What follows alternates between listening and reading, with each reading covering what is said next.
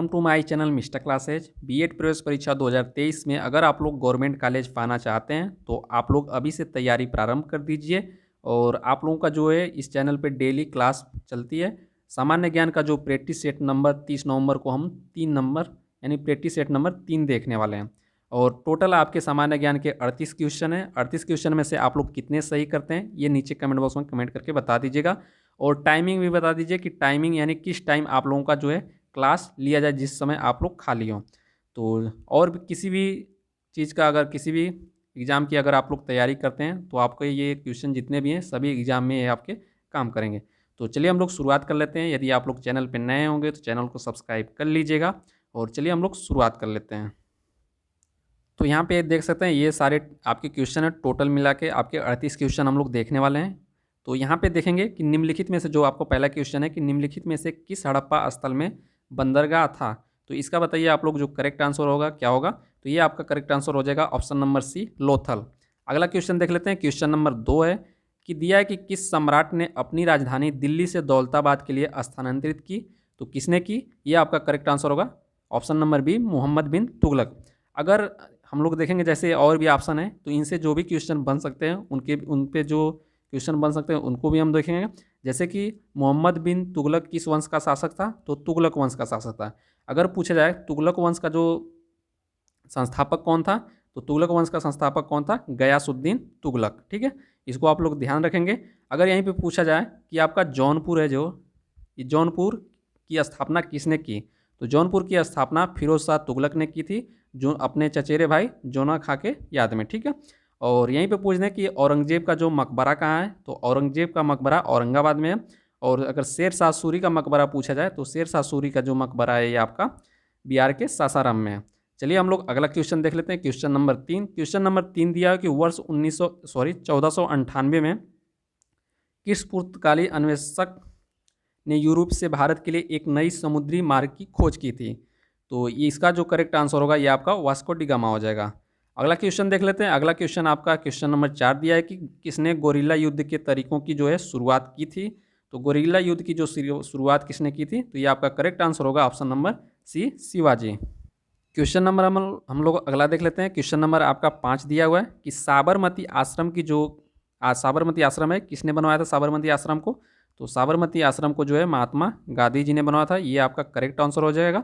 और यहीं पे पूछा जाए कि जो महात्मा गांधी की जो जन्मदिन कब है, तो इनका जन्म कब हुआ था, 2 अक्टूबर। कब हुआ था, 2 अक्टूबर 1869 में। ठीक है, अगला क्वेश्चन हम लोग देख लेते हैं। क्वेश्चन नंबर आपका अगला है क्वेश्चन नंबर 6 कि संविधान सभा के पहले अस्थायी अध्यक्ष कौन थे। तो अगर अस्थायी अध्यक्ष पूछा जाए तो ये आपका करेक्ट आंसर होगा डॉक्टर सच्चिदानंद सिन्हा। वहीं अस्थायी अध्यक्ष पूछा जाए यानी अस्थायी अध्यक्ष, तो अस्थायी अध्यक्ष डॉक्टर राजेंद्र प्रसाद थे। और प्रारूप समिति के अध्यक्ष जो है डॉक्टर भीमराव अंबेडकर। और वहीं संघ समिति के अध्यक्ष जवाहरलाल नेहरू। अगर यहीं पे पूछ रहे झंडा समिति के अध्यक्ष कौन थे, तो राजेंद्र प्रसाद ही थे। चलिए हम लोग अगला क्वेश्चन देख लेते हैं। क्वेश्चन नंबर आपके अगला जो 7 नंबर दिया है कि निम्नलिखित में से किस अनुसूची में असम, मेघालय, त्रिपुरा और मिजोरम के 4 पूर्वोत्तर राज्यों में जनजातीय क्षेत्रों के प्रशासन का विशेष प्रावधान है। तो कौन सी अनुसूची है, ये आपका करेक्ट आंसर हो जाएगा 6वीं अनुसूची।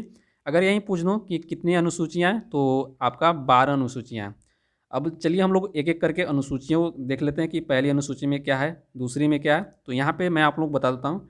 आपका जो पहली अनुसूची है, पहली अनुसूची में आपका राज्यों और यूटी का संघ है। ठीक है, मतलब कि राज्यों और जो आपका केंद्र शासित प्रदेश है उनका उल्लेख। और वहीं बात की जाए जो आपका दूसरी अनुसूची है, दूसरी अनुसूची में क्या है, तो दूसरी अनुसूची में आपके वेतन है, भत्ते और आपके पेंशन है। ठीक है, याद रखेंगे 2 नंबरी से 2 नंबरी यानी पैसा, वेतन, भत्ते और आपके पेंशन हो जाएगा। वहीं पे 3 नंबर में क्या है, तो 3 नंबर में शपथ है आपका। ठीक है, अगला देख लेते हैं जो आपका चौथी अनुसूची है। तो चौथी अनुसूची में क्या है आपका राज्य तथा विभिन्न संघीय क्षेत्र में जो राज्यसभा की प्रतिनिधित्व का जो है विवरण है। ठीक है, अब वहीं पर बात किया जाए आपका जो 5वां है, तो 5वें में आपका एससी और एसटी का जो उल्लेख किया गया है। अब मैं आप लोगों को अगला बता देता हूँ। ये 6वां वाला जो आप देख सकते हैं कि यही है आपका 6वां, असम, मेघालय, त्रिपुरा और मिजोरम के 4 पूर्वोत्तर राज्यों के जनजातीय क्षेत्रों का प्रशासन का विशेष प्रावधान है। अगर बात की जाए आपका अनुसूची नंबर 7 में क्या है, तो अनुसूची नंबर 7 है, इसमें आपका जो राज्यों और केंद्र के बीच, मतलब कि आपका जैसे समवर्ती सूची हुआ और आपका संघ सूची हुआ, फिर उसके बाद राज्य सूची हुआ, शक्ति का जो बंटवारा है। फिर उसके बाद 8 में बात किया जाए तो 8 में 22 भाषाओं का जो है उल्लेख है। 9 में भूमि सुधार से संबंधित है। वहीं बात किया जाए 10 में आपका दल बदल जो है। फिर उसके बाद आपका 11 में हो जाएगा, 11 में आपका पंचायती राज व्यवस्था है। फिर उसके बाद 12 में नगर निकाय से संबंधित है। तो ये आपके 12 अनुसूचियाँ हैं। अगला क्वेश्चन हम लोग देख लेते हैं। क्वेश्चन नंबर आपका 8 है कि हमारे संविधान के अनुसार भारत है, तो हमारे संविधान के अनुसार भारत एक धर्मनिरपेक्ष राष्ट्र है। ये आपका करेक्ट आंसर होगा, ऑप्शन नंबर बी। अगला देख लेते हैं। क्वेश्चन नंबर 9 दिया है कि यदि किसी जनजाति को अनुसूचित जनजाति की सूची से निकालना हो तो ऐसा करने की शक्ति किससे प्राप्त है, तो ये आपका करेक्ट आंसर होगा बी, संसद।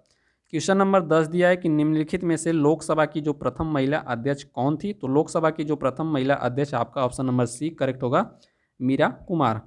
अगला क्वेश्चन देख लेते हैं। क्वेश्चन नंबर आपका अगला है कि हमारे सौरमंडल का जो सबसे निकटतम तारा कौन सा है, तो ये आपका करेक्ट आंसर होगा option number C, Proxima century.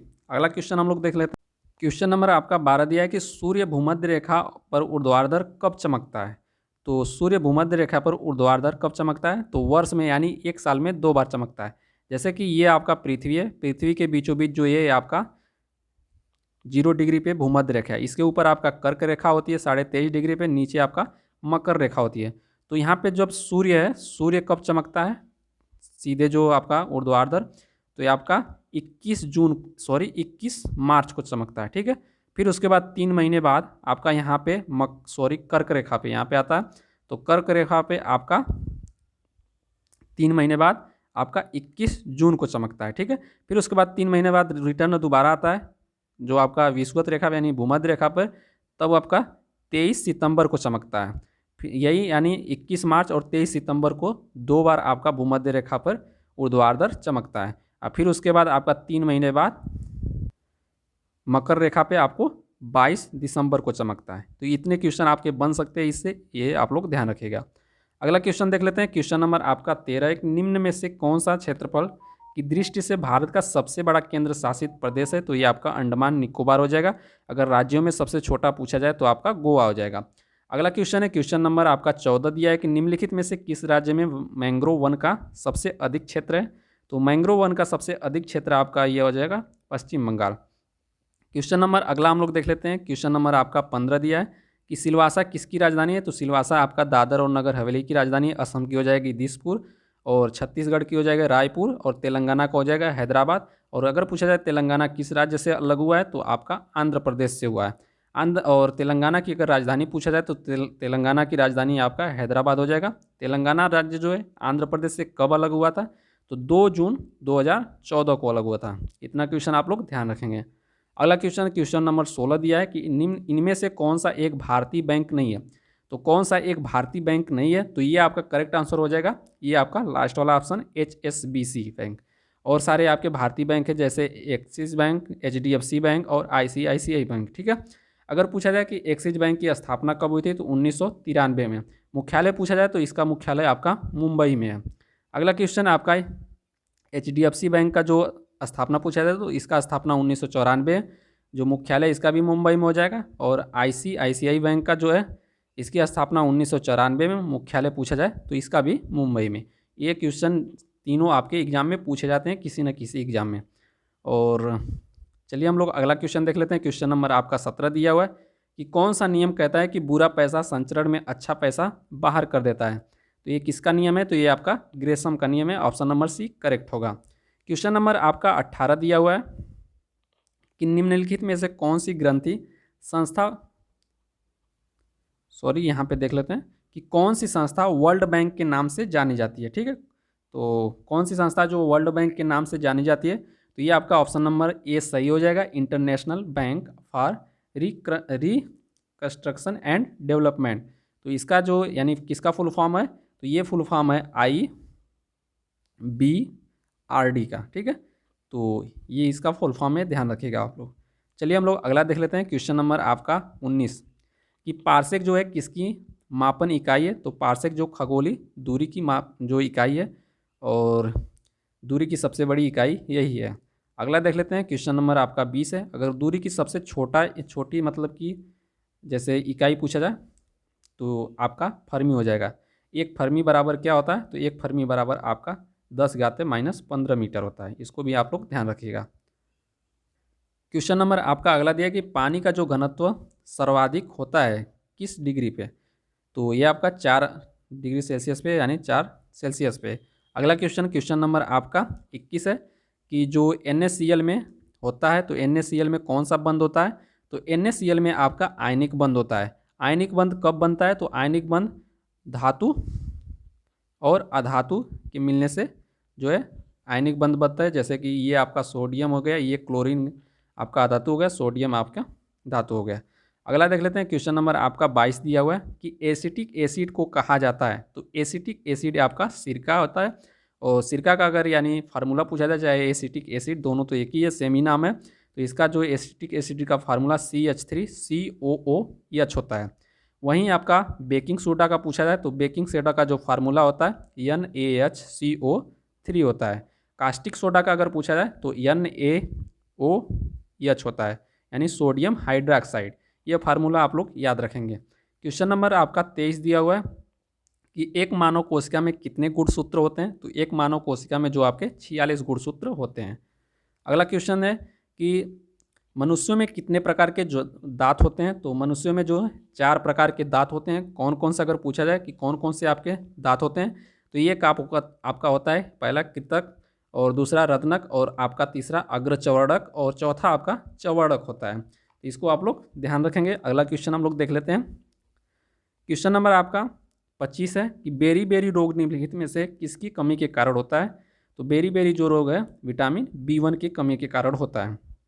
अगर यहीं पे पूछ दिया जाए कि विटामिन B1 का नाम बताइए, रासायनिक नाम, विटामिन B2 का, विटामिन B12 का, विटामिन E का, तो यहाँ पे आप लोग विटामिन E का सबसे पहले हम लोग देख लेते हैं। विटामिन E का जो है आप लोगों को मैट्रिक बताया था, रथ पर एक ट्रॉफी, ठीक है।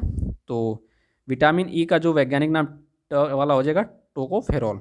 वहीं बात किया जाए विटामिन B का जो है नाम, तो आपका विटामिन B का हो जाएगा, विटामिन B1 का हो जाएगा आपका थायमिन हो जाएगा, विटामिन B2 का हो जाएगा रिबोफ्लेविन, और विटामिन B12 का हो जाएगा साइकोकोबालामिन। तो ये आप लोग ध्यान रखेंगे।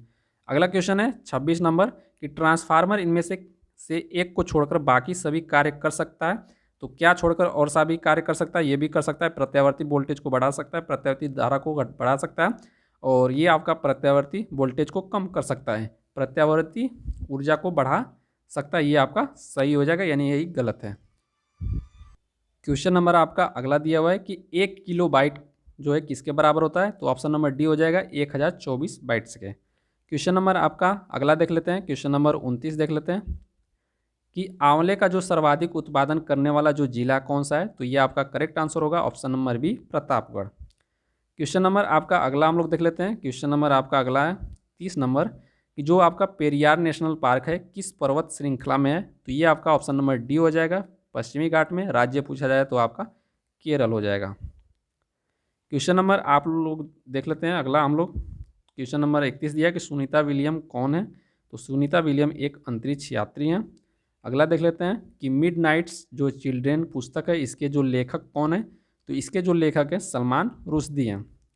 अगला है 33 नंबर। 33 नंबर दिया है कि गिद्धा किस राज्य का जो लोक नृत्य है। तो गिद्धा आपका पंजाब राज्य का लोक नृत्य है। क्वेश्चन नंबर आपका अगला है कि भारत के प्रथम नोबेल पुरस्कार विजेता महिला का नाम बताइए। तो ये आपका मदर टेरेसा है, ठीक है।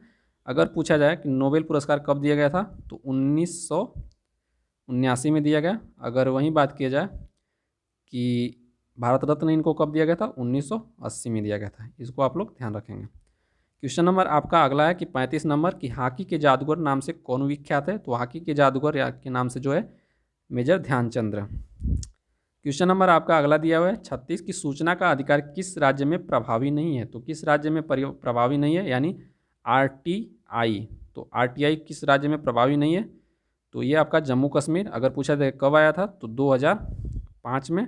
अगर RT पूछा जाए, RTE यानी राइट टू एजुकेशन, तो ये आपका 2009 में। अगर लागू पूछा जाए तो 2010 में आपका लागू हुआ था। क्वेश्चन नंबर आपका 37 है कि सुरक्षा परिषद में कितने अस्थायी सदस्य हैं। तो सुरक्षा परिषद में आपके अस्थायी सदस्य 5 हैं और अस्थायी आपके 10 हैं। सदस्यों की संख्या पूछा जाए टोटल आपके 15 हैं।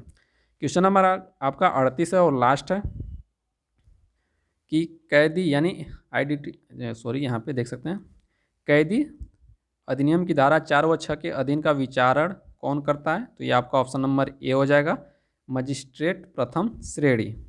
तो ये आपके 38 क्वेश्चन टोटल हैं। ठीक है, तो कितने क्वेश्चन आप लोगों ने इसमें से सही किया आप नीचे कमेंट बॉक्स में कमेंट करके बता सकते हैं। और कितने बजे टाइमिंग भी बता दीजिए, कितने बजे टाइमिंग मतलब कि किस टाइम आप लोगों का जो है क्लास लिया जाए। और अगर वीडियो पसंद आया तो सपोर्ट जरूर कीजिएगा लाइक और सब्सक्राइब करके। तो मिलेंगे अगले वीडियो में। ओके दोस्तों, जय हिंद।